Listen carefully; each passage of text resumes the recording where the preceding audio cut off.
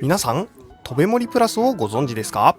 とべもりは愛媛こどもの城、とべ動物園、愛媛県総合運動公園、愛媛森林公園、この4つの施設の総称です。今回はそのとべもりプラスが主催する SDGs を楽しみながら学べるモニターツアーに参加しました。朝早く松山駅に参加者が集合しました。寒い中、大人から子供までたくさんの参加者が揃い、期待が高まりますね。では、初めの目的地、愛媛県総合運動公園に出発です。バスの中では事前学習シートを使ったクイズゲームも行われ、楽しみながら学べる工夫がされていました。最初に訪れたのは愛媛国体のメイン会場にもなった愛媛県総合運動公園。ここではフィンランド発祥のスポーツモルックを体験しました。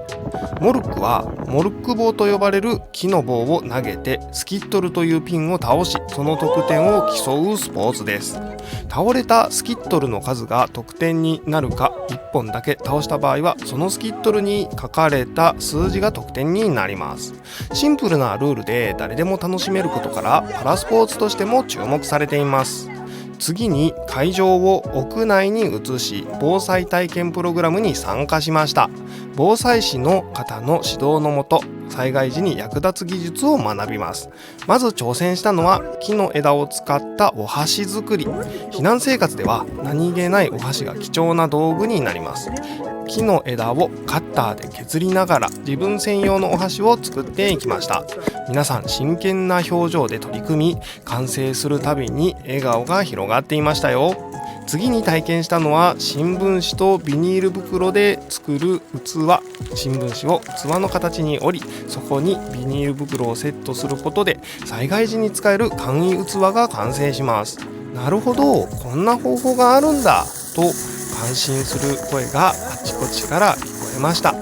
防災士の方からは災害時はキャンプ道具が役立つことも多いとのお話もあり、知恵を生かした工夫の大切さを学びました。お昼は手作りのお箸と器を使って愛媛の郷土料理芋炊きをいただきました。里芋をメインにたくさんの具材を煮込んだ芋炊きは温かくてほっと体を癒してくれる味わいです。一つの鍋で大人数の食事を用意できるため、災害時にも役立つ料理なんだそうです。皆さん、不便を楽しみながらも美味しそうに食べていましたよ。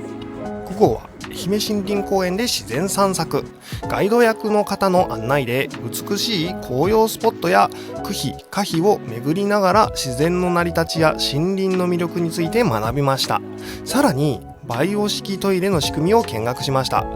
おがくずが攪拌される様子を見ると、微生物の力を最大限に活用する工夫がよくわかりますね。使用後は有機肥料として循環の一端を担うこともとても素晴らしいことです。またフォトスポットとして人気の由比のブランコでは、皆さん思い思いに写真を撮りながら楽しまれていました。キャノピーウォークでは空中散歩を楽しみ、夢のあるツリーハウスでは自然の美しさを感じることができました。このツアーを通して自然との触れ合いや環境に優しい暮らしについて考える素晴らしい一日となりました。皆さんもぜひとべもりの施設を訪れて新たな学びや体験を楽しんでみてください。それでは。